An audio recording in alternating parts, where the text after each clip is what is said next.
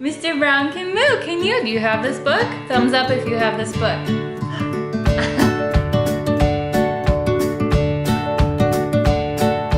Hi. Hi, everybody. Welcome to Catholic Home Life. My name is Lindsay, and this is Damien. Say hi. Hi. Good boy.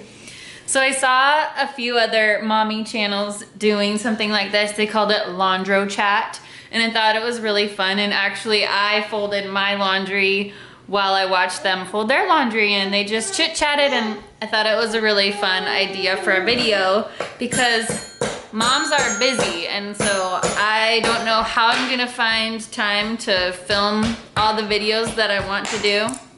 And so I gotta multitask. So I hope while you're watching this, you can multitask too, and maybe you'll be folding laundry with me. So I've had some friends ask me how we get our children to behave at Mass and to have good behavior at Mass. And honestly, when they're this age, good luck. It is very hard. When I have babies, they usually sleep a lot during Mass, but when the babies are this age, he's 1. Hi. Hi. When they're this age, it's really hard to be in the church with them. So our church doesn't have a crying room. Mr. Brown can move. Can you? Do you have this book? Thumbs up if you have this book.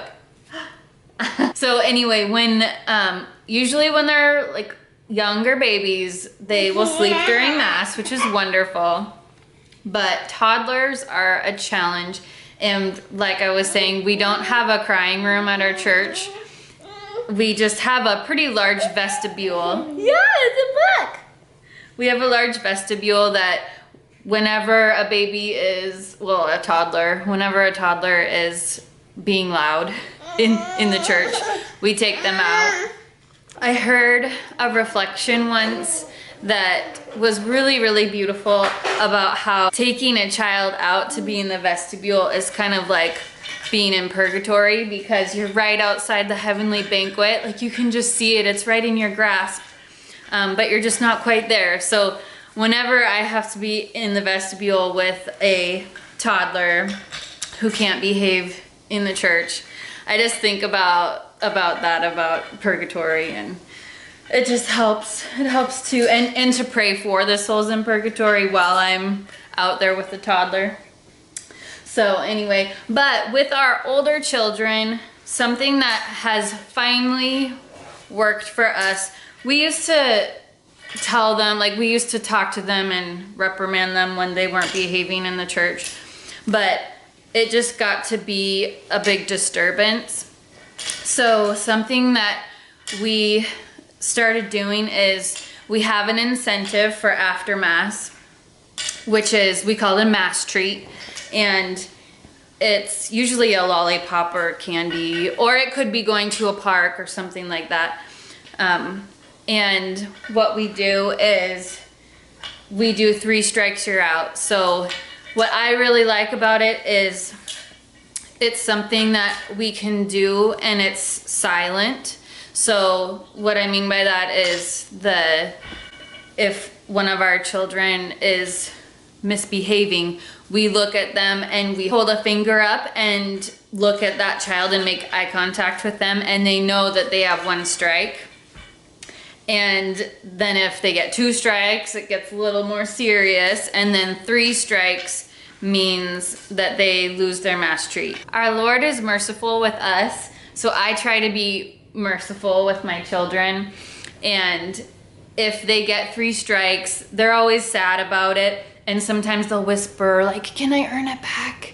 And I'll say, if you're really, really good, maybe you'll earn it back. So I try to show mercy and be forgiving of them. So that's just something that has worked for us. And the longer I'm a mom, the more I realize that things that I hear online, ideas that I get from other moms, it's great when they work for that family, but it isn't always going to work for us. And I do like to try things out when there's a problem in our family and I learn or get advice from other moms. And I'll try it out on our family, and sometimes it works, sometimes it doesn't, and you just have to move on and try something else until you find what does work for your family. This is gonna be a funny video because I'm talking about helping your children behave while I'm dealing with my child that's giving me a hard time. But let me know in the comments below what you do and how you encourage your children to have good behavior at Mass.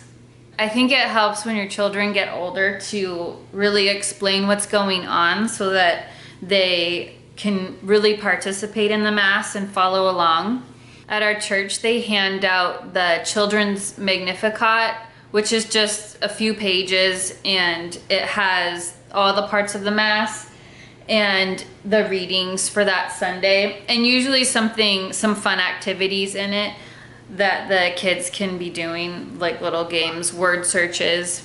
And I know that you can subscribe to that and get the they're called Magnifi-KIDs. You can get them in the mail. I can leave a link down below to those. There's also, it's like a children's version of the Magnificat, which is also a really good subscription to have. So, I don't know about you, this pile's getting smaller. This is great. So can you believe that Lent is like halfway over? I think it's halfway over. How's Lent going for you? For me, I'm kind of in a funk this week. Just all the household chores got away from me, and all of a sudden, I'm filming this on Friday, and all of a sudden, everything is a mess. Especially I find that with homeschooling, because I really try to focus on our lessons, and because of that, you can't do it all, you know? Like, either you're doing your lessons or you're cleaning the house or you're making dinner, but you can't do everything. So sometimes some things fall through the cracks, and for me this week, all the chores, all of my household chores have just fallen through the cracks. So I'm trying to catch up. Anyway, I am gonna finish up here, and I also am working on dinner. So let me know how you're doing. I would love to get to know you in the comments below. I hope you'll give this video a like and subscribe if you're not already subscribed to this channel. And I hope you have a wonderful day. God bless you. Bye.